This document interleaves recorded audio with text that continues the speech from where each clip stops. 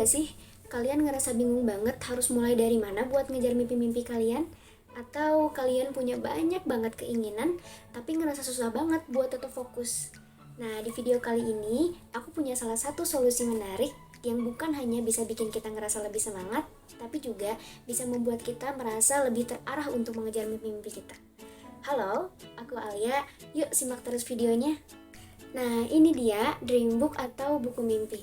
Buku ini handmade buatan aku sendiri dan bukan hanya jadi tempat untuk menulis, tapi juga menjadi peta perjalanan mimpi kita. Penasaran kan gimana cara aku ngisinya dan gimana buku ini bisa merubah cara kita melihat mimpi? Ayo kita review.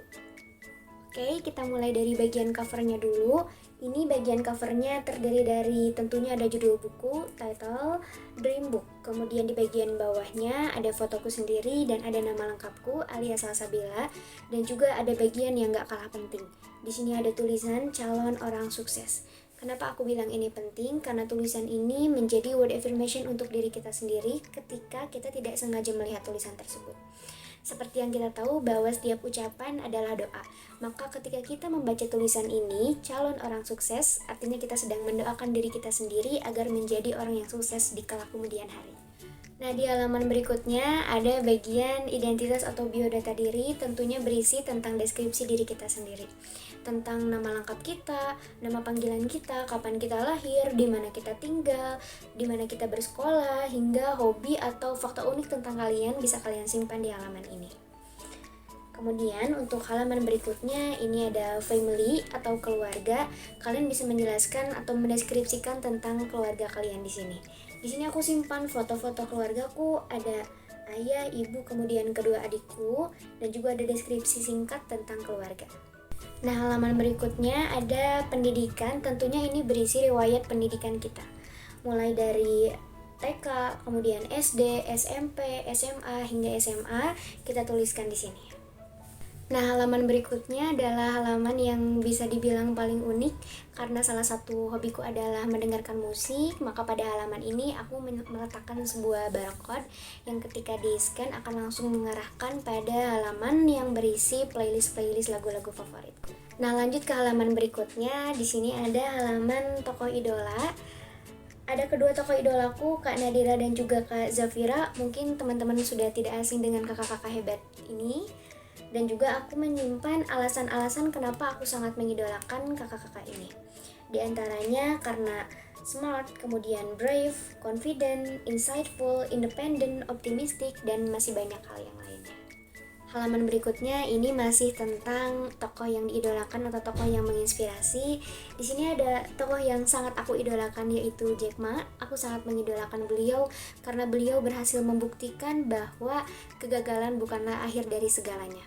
Aku mengikuti cerita hidupnya beliau mulai dari saat beliau kecil sangat menginginkan untuk menjadi seorang guru bahasa Inggris, tapi ketika berkuliah beliau ditolak 10 kali masuk perguruan tinggi dan ketika bekerja ditolak 30 kali di perusahaan, tapi tidak lantas itu mematahkan semangat beliau karena beliau terus berusaha dan juga bekerja keras untuk meraih impiannya untuk menjadi orang yang sukses hingga akhirnya berhasil menjadi seorang CEO perusahaan platform terbesar yaitu Alibaba.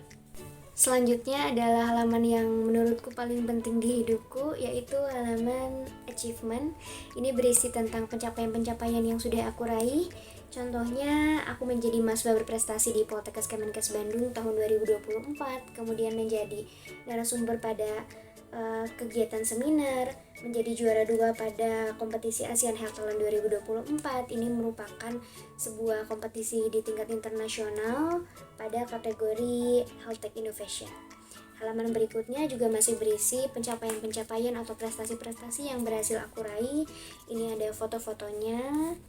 Nah, halaman ini juga sangat penting karena ketika aku membaca halaman ini seperti aku merasa oh ternyata aku mampu, aku bisa untuk meraih mimpi-mimpiku, aku bisa untuk mengikuti kompetisi-kompetisi dan menjadi juara, dan tentunya ini membuat aku semakin merasa lebih percaya diri. Nah, untuk halaman selanjutnya setelah halaman achievement, ini masih halaman achievement, selanjutnya ada halaman deskripsi diri. Di sini tertera di judulnya aku menurut diriku. Halaman ini berisi tentang pendapat kita tentang diri kita sendiri. Ada 7 kelebihan dan juga 7 kekurangan tentang diriku. Tapi menurut aku sendiri, ini juga menurut aku halaman yang sangat penting karena dengan adanya ini kita bisa menjadi lebih mengenal diri kita sendiri. Nah, selanjutnya ada halaman aku menurut orang lain. Sama seperti tadi, ada 7 kelebihan dan juga 7 kekurangan, tapi menurut pandangan orang lain. Dengan adanya ini, kita bisa menjadi orang yang selalu mengintrospeksi diri sendiri, selalu ingin memperbaiki diri, karena ternyata seperti ini loh kekurangan kita menurut orang lain, dan seperti ini loh kelebihan kita menurut orang lain. Jika ada hal yang perlu diperbaiki, kita perbaiki, dan jika ada kelebihan atau hal positif yang menurut orang lain ada di diri kita, bisa kita tingkatkan. Nah, untuk selanjutnya di sini ada hasil uji kepribadian.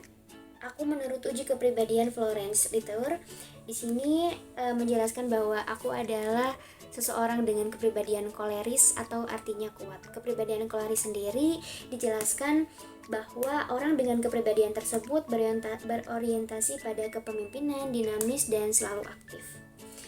Nah, untuk halaman berikutnya di sini ada aku menurut uji kepribadian golongan darah. Di sini karena golongan darahku AB dan katanya golongan darah AB ini merupakan salah satu golongan darah yang cukup langka di antara golongan-golongan darah yang lainnya. Di sini dijelaskan bahwa orang dengan golongan darah AB mempunyai karakter yang unik tapi nyeleneh.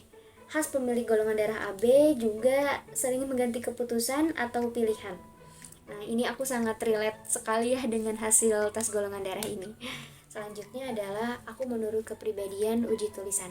Ternyata setiap tulisan yang kita tulis, bentuknya, detail dari tulisan itu sendiri memiliki makna tersendiri atau memiliki maknanya masing-masing. Misalnya di sini aku biasanya menulis huruf T dengan garis di tengah.